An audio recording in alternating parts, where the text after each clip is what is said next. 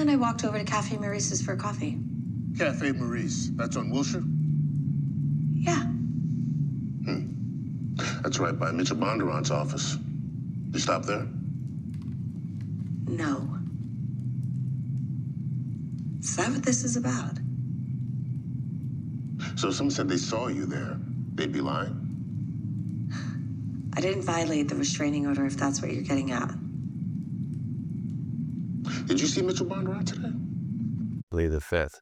Right, you don't even have to say plead the fifth. I'm exercising my Fifth Amendment right to remain silent, and I won't be answering any questions until my attorney is present. She should have said that as soon as, is that what this is about? That's when her brain said, wait a second, I'm not here to answer questions about the restraining order or any of that, or they're not opening a case on him. This is about me. As soon as she heard that, right? Even if she had agreed to go down there, which she really shouldn't have, but even if she had, it should have been to exercising my Fifth Amendment right to remain silent. I won't answer any questions until my attorney is present, and then you say nothing. Hey guys, we're approaching 500,000 subscribers on social media. I couldn't be more grateful, and I've got to say, I'm excited for this announcement that we're making today. We're starting a membership. Two great things. Number one, the membership is only going to be $6 a month, and number two, I am going to keep exactly none of it. Okay, what do you get with the membership? Number one, live feeds. Every time we're reviewing an episode, a video, any of that, you'll get a live feed. Number two, special videos just for you guys. Longer versions of the videos we make and some that are special just for the members. Number three, early access to the stuff that we're releasing. You'll get it several days before everybody else does. And number four, you will get a special live stream of my trip to Africa this October. And why is that so important? As I said, I won't be keeping any of the proceeds from this. All of the profits are going to be donated to Hearts and Hands for Humanity. If you've been watching me for a while, you know that they've been a sponsor of the show. I did my own trip to Africa. I am really proud of the work that they do. I'm proud to be a part of it. And so I want you guys to meet the people that you are helping. You're going to see the kids. You're going to see the people that are going to get one of these wells with the clean water. So that's where all the proceeds are going. Even if you're not a big fan of it, do you have $6 a month to help the kids out in Africa? It's a great cause. All right, guys. By the way, keep your eyes out for merchandise coming up in the store. All of the proceeds from that, all of the profits are also going to be going to Hearts and Hands for Humanity. Trying to help a great cause. Okay, guys, relax. We said we'd be getting back to Lincoln Lawyer. We're back to Lincoln Lawyer. Season 2, Episode 3. You're gonna pick up that phone and you're gonna call Detective O'Brien from Robbery Homicide. Right now. You'll tell him if I don't see my client in 10 minutes, I'll go see Judge Mills. So you and O'Brien can explain to him why you stop a citizen from exercising her constitutional right to an attorney. Last time that happened, he fined the cop $500. Wanna see if he'll do it again? I have seen other attorneys have to have a conversation like this. I've never had to have one myself. The few times that I have actually had to go to the police station, the police that were there were pretty cool. I showed up, I said, I represent this person. I think you're holding them. I believe they're actually being interrogated. I said, oh, yeah, can you give us just 2 minutes? And it literally was about 2 minutes. It was not a big deal. They don't want to keep an attorney waiting for any reason. They don't want to give a legitimately, at least suspected person, somebody that's suspected of something pretty bad. They don't want to give them a reason to appeal something, to get away with something. So honestly, they're going, yeah, they've requested an attorney, get an attorney in the room. Anyway, so is that conversation realistic? Maybe in some police stations. Not the ones I've been to, not the situations I've been in, but I have heard of it for other attorneys. Something I can help you with, Detective? Not me. But my brother-in-law is in trouble with the IRS. Now, personally, I think the guy's a shitbag, but he's married to my sister. What can I do? Family. I want the best for my sister. You know? Yeah. Well, I don't do tax cases, but I know a top-notch guy. Dan Daly. He's got a full calendar, but I don't know, I can make a call, probably get you in. You do that for me? Well, look at that. Lawyers are good for something after all. Okay, so for just a second, I was about to call this out and say, never going to happen. No, a detective's not going to say, hey, I could use some help from from the attorney who is representing the suspect that I just got done interrogating. Never going to happen. In this case, since he's just referring him to another attorney, maybe. It still sounded like some kind of, quid pro quo, so that probably wouldn't happen. But I don't know. So, a detective that you actually know or a prosecutor that you actually know saying, hey, do you know anybody in the business that does this? Not that outlandish. So, yeah, for just a second, I was going to say unrealistic, but it brought it back to maybe. Tell me, was she even a suspect? Because she did it. And she made an admission to that effect before she asked for an attorney. She admitted to killing Mitchell Bondurant? Maybe not in so many words. How many exactly? Christmas is over, counselor. And I ain't Santa. You have to get the rest the old-fashioned way. Shouldn't be too long. They're expediting the arraignment.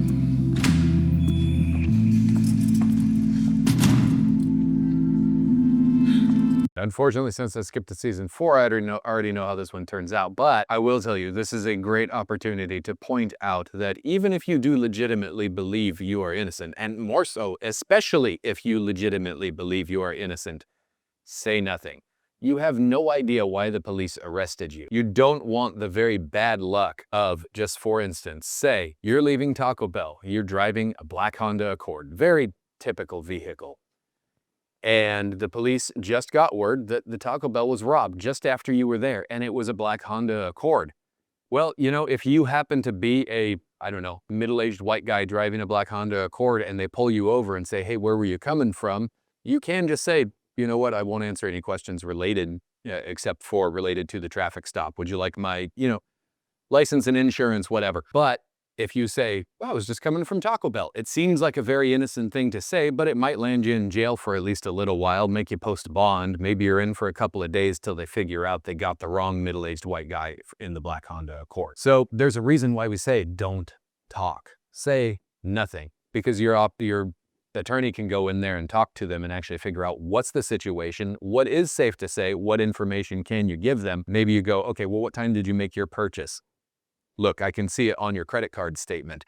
They got robbed at 10:05. You made your purchase at 10:03. You were gone, right? Or 10 o'clock or whatever, right? Maybe there's some evidence that you can actually provide to the police to go, look, couldn't be in. Okay. Anyway, but saying something like that, yeah, maybe you end up in custody for a couple of days because you made yourself a legitimate suspect. I thought they were finally opening a case on him, because of all my complaints. So I said yes. They didn't say anything about him being dead. Did he read you your rights? Well, only after we got here. After he said I was under arrest. Were you handcuffed in that police car? No. Lisa, O'Brien said you made some admissions. What? The reason that he's trying to figure out if she was under arrest was she told him she was under arrest. You can be under arrest without being told you were under arrest. You can be under arrest without having been Mirandized. And remember that Miranda is specifically a warning against self-incrimination. So he's trying to figure out, since they've already said, yeah, she made some admissions, was she properly Mirandized? Did she make the admissions after being properly Mirandized? Or was this during just some kind of free talk, in which case maybe it won't be admissible? It's not totally clear yet, but that's the test that he was laying down, trying to figure out whatever she said, is it going to be admissible? So what happens next?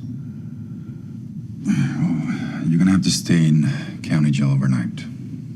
The good news is your arraignment is tomorrow. I'll make a motion for bail. Any previous arrests? No. All right, good. If the DA files for murder, the bail will be high. But your clean record and standing in the community will help. I can't afford bail. Let alone pay you. Clean record, standing in the community, the fact that she's a resident of the place where she's being charged, she's showing up with counsel, which, by the way, for an arraignment hearing is huge. I've actually only been brought onto a case pre-arraignment a handful of times. And in every situation, I can tell you that I successfully lowered the bail amount for my client. In fact, one of the judges looked at me and said, you know what, counsel, I didn't know any of the information you just gave me, and you saved your client a lot of money tonight. It can be huge to show up to an arraignment or whatever your initial appearance is, the bail hearing with counsel. They will probably assign a public defender who will do almost nothing at the bail hearing, except for just simply say, I'm representing him in this capacity only. I don't represent him moving forward. And then they'll basically ask you questions. What, do you live here? What's your highest level of education? they're looking for, is this somebody that's a flight risk? And if you say, you know, I live in Arizona, obviously, yeah, I graduated from Arizona State University. I have a bachelor's degree. I didn't, by the way, but anyway, and I have ties to the community here. I have a job here. I work for, you know, XYZ Corporation and have for 4 years. My family is all in town. You are somebody that is less likely to flee. And so, and if you showed up with counsel, then they consider that even a lower possibility. Don't talk to anyone. That means send the jail phone too. Calls are recorded. Just say, I'm innocent of the charges, and on the advice of my attorney, I can't talk about my case. Okay. Understood? Yeah. Time's up. Let's go.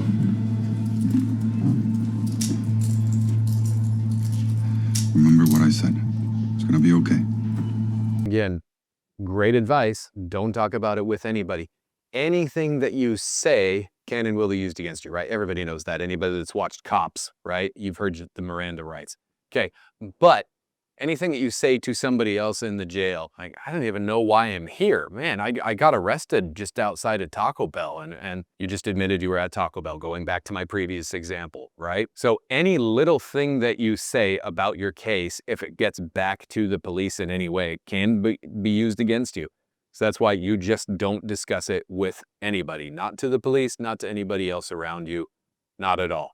You definitely don't post about it on social media, and yeah, I've had some. I was having breakfast. Then I got a call from the fishmonger at the farmer's market. I headed down there around 9 and I picked up my fish. Remember in a previous episode, she said that the farmer's market is close to where Bondurant works. So she just told them she was in the immediate vicinity of the crime. Going back to my Taco Bell analogy, that's literally the same thing. She's just admitted to, yeah, I was just in the area of the crime at approximately the time that he was murdered. That's why you don't say anything. And then I walked over to Cafe Maurice's for coffee. Cafe Maurice. That's on Wilshire? Yeah. That's right by Mitchell Bondurant's office. You stop there? No. Is that what this is about? So if someone said they saw you there, they'd be lying? I didn't violate the restraining order, if that's what you're getting at. Did you see Mitchell Bondurant today? Plead the Fifth. Right, you don't even have to say plead the Fifth. I'm exercising my Fifth Amendment right to remain silent, and I won't be answering any questions until my attorney is present. She should have said that as soon as, is that what this is about? That's when her brain said, wait a second, I'm not here to answer questions about the restraining order or any of that, or they're not opening a case on him. This is about me. As soon as she heard that, right? Even if she had agreed to go down there, which she really shouldn't have, but even if she had, it should have been to exercising my Fifth Amendment right to remain silent. I won't answer any questions until my attorney is present. And then you say nothing, absolutely nothing. If you have to say, can I go to the bathroom? When you're done in the bathroom, you come back and say, okay, I'm exercising my Fifth Amendment right to remain silent and won't answer any questions until my attorney is present. And you say nothing. Yes, I saw him. Nope. But you said you didn't go to his office. Did you see him in the parking garage? No, I've never been to his parking garage. Fifth. He was in line at the coffee shop, okay? There's always a line out the door at that place. And the second I saw him, I hightailed out of there. So if he's telling you he saw me, he's lying. Which doesn't surprise me, because he's a pathological liar. Why didn't you tell us this before? You didn't ask. Honestly, Bondurant's a pig. You should be investigating him for his building violations. And really just for being an all-around shitty human. Ms. Trammell, did you attack Mitchell Bondurant today? They don't even have to ask, do you like Mitchell Bondurant now? Because they just recorded her talking about how much she doesn't like the guy. So they're pushing a little bit toward motive there, right? They already have her in the general vicinity of the crime. Now they're establishing motive. Stop talking. I've beat you so many times, I've lost count. What was the name of that drug dealer you represented?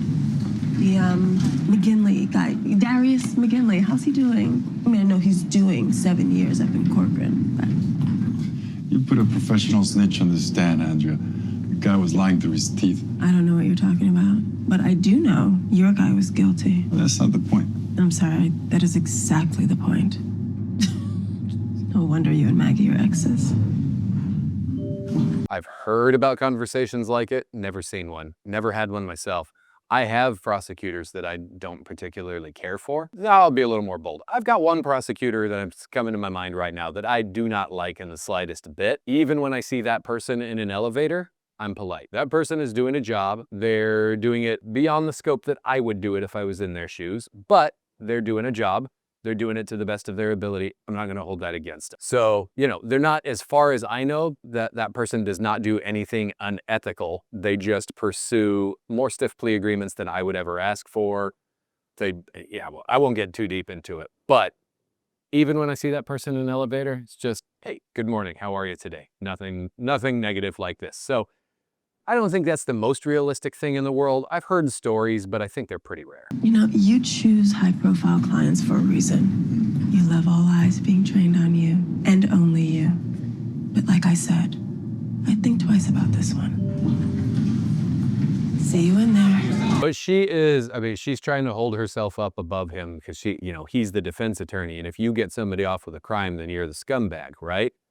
But if you're over pursuing justice and overcharging people and putting a professional snitch on the stand to lie through their teeth so that you can get a conviction on somebody, that just makes you like so great, such a good person. Look, if both sides are playing by the rules, they're both doing a job, and that's it. They're both required to do their job to the best of their ability. The prosecutor's got to do their job to try to keep bad guys behind bars. The defense has to do their job also, to a certain extent, believe it or not, to keep bad guys behind bars. Because if the defense attorney doesn't do the absolute best job that person can do, it opens up all kinds of appeals, right? If they don't do their very best, you can go back to court again, go back to trial again, get verdicts overturned. So, you know, you really want both sides working their hardest, but the defense attorney's most important job, obviously, is number one, making sure the innocent don't go to prison, don't get convicted, but number two, also making sure that the not so innocent don't get overcharged. That one's not so popular in Hollywood. You don't see it a lot. But if you slap somebody in the face, you shouldn't get charged with an aggravated assault. I mean, under most circumstances. Yes, there are about 46 aggravators under Arizona state law, so one of them could apply. But you slap somebody, it probably should be a simple misdemeanor assault. If you're getting charged with a felony, something's gone wrong along the way. Unless you happen to, you know, a simple scenario, you slapped a police officer while he was on duty, you got an aggravator. For most situations, it shouldn't be a felony. You shouldn't be doing serious time for that. That doesn't fit so well into the Hollywood scenario, so you usually see either the super guilty or the super innocent being tried in Hollywood, instead of somebody that did something, but not that much.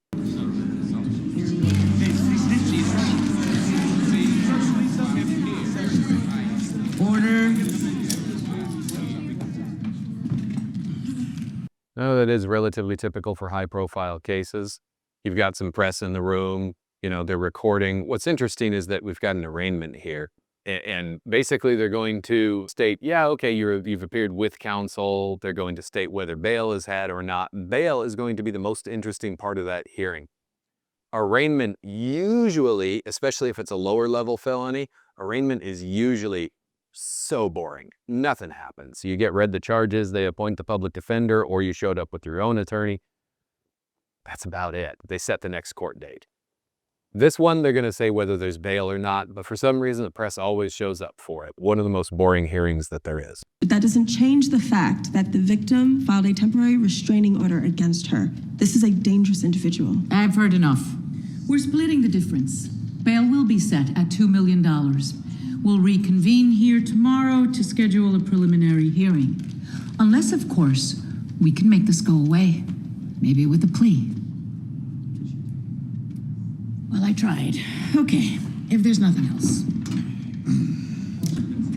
I do actually like this judge. I don't necessarily like her attitude, but as far as she's portrayed, I've seen judges like this. I think she's actually doing the part really well. $2 million seems like maybe a little excessive in this case for a murder one. Yeah, it's going to be pretty high, but I have seen them, they've asked for bail in the amount of like, say, $500,000 or 1 million. 2 million, I mean, the case against you would have to be pretty stiff, even though they're not examining evidence, at least in theory, they're not examining evidence in an arraignment. But, he didn't even bring up, no criminal history. He didn't talk about her job, her employees, that she's a resident of the area. So yeah, a lot of that was real. I definitely would have mentioned the no criminal history. So yeah, about how it goes, maybe with a slightly excessive bail amount. $2 million. You can put it up in collateral. Restaurant. Absolutely not. It's the only thing I have in the world. I can't do that. All right, well, I can hook you up with a bail bondsman, but it's gonna cost you 10%. You think I have 200 grand lying around, Mickey? Yeah, I hate to ask this, Mickey, but is there any way that you could? Can't do that, Lisa. It's a major conflict of interest. I'd have to withdraw as your lawyer. Good answer. Look, I have an idea. Your case is getting a ton of press. I can try to sell your life rights to a production company. It's up to you, but I managed to process so you're portrayed in a good light. I'm not really. So essentially if he did make a loan or anything like that to his client, like he said, major conflict of interest. What if, he loans this $200,000 and then she doesn't pay it back, and then he's got ill feelings toward his client. The attorney-client relationship starts to break down. You definitely don't want to be in a situation like that. So probably a real question, because the defendant's going to feel pretty desperate in that situation, and probably a pretty real answer. The wound looked circular. Was anything recovered at the scene? Yeah, there was a coffee cup from down the street at Cafe Maurice and a shard of mirrored glass, maybe from a car, but both his car mirrors were intact. Okay, so now whose coffee cup is it? Because she already admitted to being at that, coffee place, that coffee shop. So probably his, because she said she saw him there earlier. But, it's interesting that they found the coffee cup there, and now she had already admitted to being at that coffee shop. So once again, don't say anything. The whole Taco Bell analogy is starting to make even more sense now, because it looks like that's basically what happened here. Did she place her in the garage? There's no mention of that. All right, look into the witness. Find out what you can about her. Won't you get all this in discovery? Eventually, but Anja likes to play fast and loose with the rules. Huh. Who does that remind you of? She'll sit on everything as long as she can, so we have to force her hand, which means you're gonna get your first clinic assignment. Unless you just want to be snarky. No snark. Will I be writing a motion to compel discovery? Think you can handle it? Yes, of course I can handle it. That cheater is not going to know what hit her. That's my girl.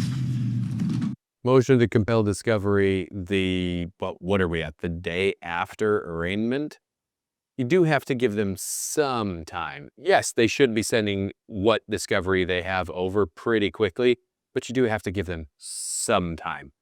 Usually not hours, it's usually days, and they'll usually get you your initial discovery within, on an important case like this, they'll usually get you your initial discovery within a week. I got a question for you, Mickey. What's your angle? Representing my client and getting paid for my legal services in that order. All right, look, we don't have to be enemies here, Mickey, right? We both want the same thing. We can work together. There's no we, Henry. I don't know you and I don't trust you. I want you far away from this case. Don't film or record Lisa. It's very bad for her defense. Wait, hold on. The whole point of this thing is for me to get Lisa's side of the story in real time. Yeah, not my concern. You have a good day. Okay, anywhere where she's talking about her story, anywhere where she's talking about her defense and, giving her side of it, if the prosecution finds out that that exists, they can subpoena that, they can use it for trial.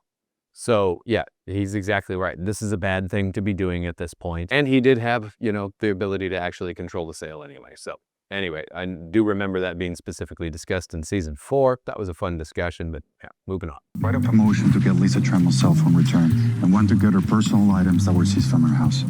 But they'll all be returned as soon as we're finished. No, we need it faster than that. Just do it, please. Then write another one to suppress her police interview and one to suppress all evidence that was seized from her place. Okay? Mickey, no judge in their right mind is going to throw out all the evidence in a murder trial, not if they want to get reelected. Listen, I know it's a ton of work, but trust me, it's important. No, I'm on it. I'm excited. Is that weird? I'm genuinely excited to write out long-winded legal documents. Okay, don't call me anymore, bye. I remember those days. I back in law school, okay, we need you to draft a motion. You're doing, criminal procedure class or one of those. And we're saying, all right, you're going to draft a motion and you're going to defend your motion. We're going to have mock oral arguments. And you're like, oh, this is so cool. And then to get to do it for real. Yeah, it was kind of a rush for the first few times. Now you're just like, all right, it's the job, But anyway, so I have the feeling that this is part of a different plan because none of the motions he just mentioned have any chance of succeeding. Getting her cell phone back, it's clearly going to be evidence. It's got her GPS location on it, which is going to put her close to the murder scene. It's probably got other stuff. It's probably got texts and things like that. They're never going to get it back that quickly. Suppressing the evidence, it sure sounded like she made admissions freely. It didn't look like there was a good reason to suppress any of it. So I'm pretty sure this is a bury them in paperwork so that I can get something else going kind of situation because none of those have any chance of succeeding.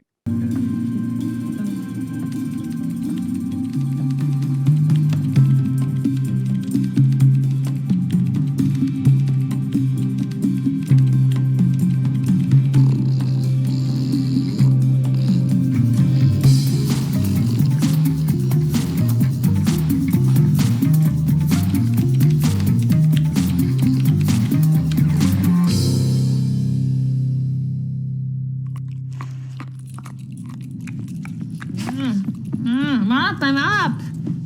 Oh God, no more coffee. Wait, never mind.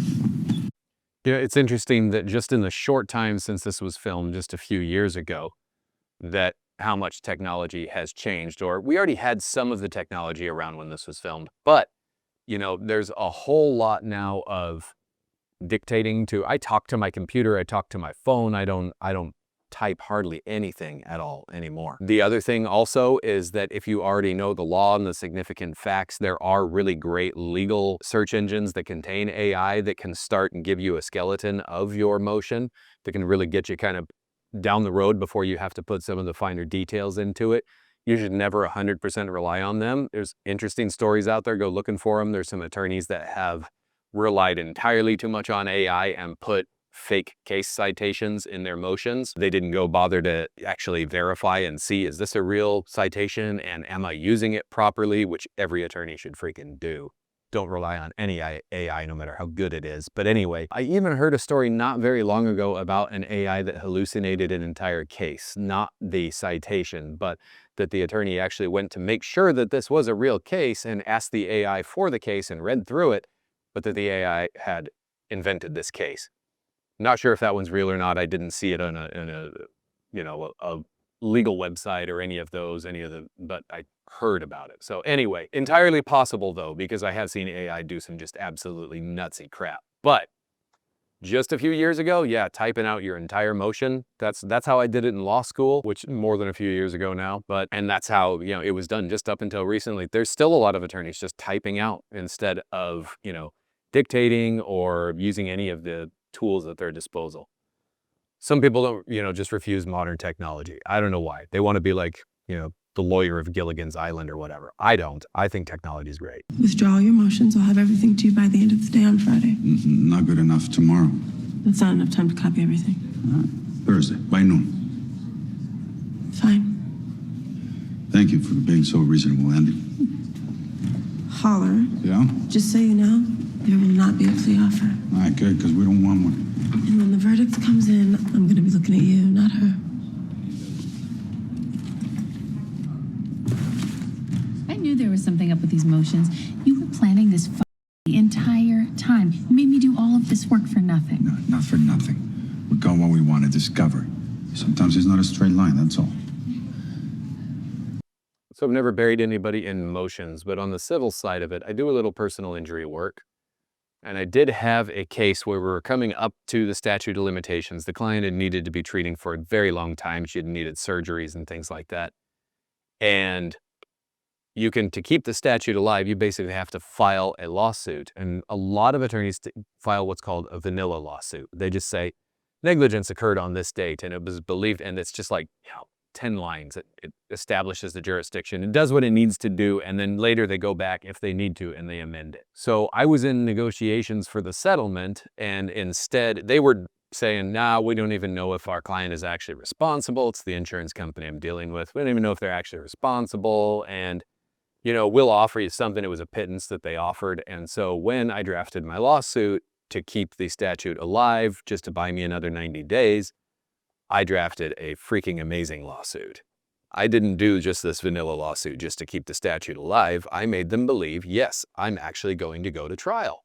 Or at least actually going to go to litigation over all this. The funny thing is, I made them believe it because it was totally accurate.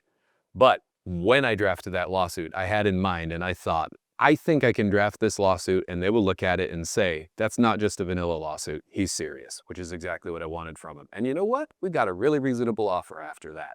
So I can relate. I haven't done that exact same thing, but really similar things where you want them to look at it and go, okay, we're not just, playing softball here, we're playing for real. Point of all that is that if she had drafted garbage motions, the prosecutor would have known, okay, we're not even serious about any of these. But instead, he had her draft real motions, which made them say, okay, we're playing for real. They're actually going to try on me. You still haven't said if you believe I'm innocent. Listen, come on, I told you it doesn't matter what I believe. My job is to get you a not guilty verdict, no matter what. It matters to me. I need you to believe me, Mickey, and I need you to say it. Of course I believe you.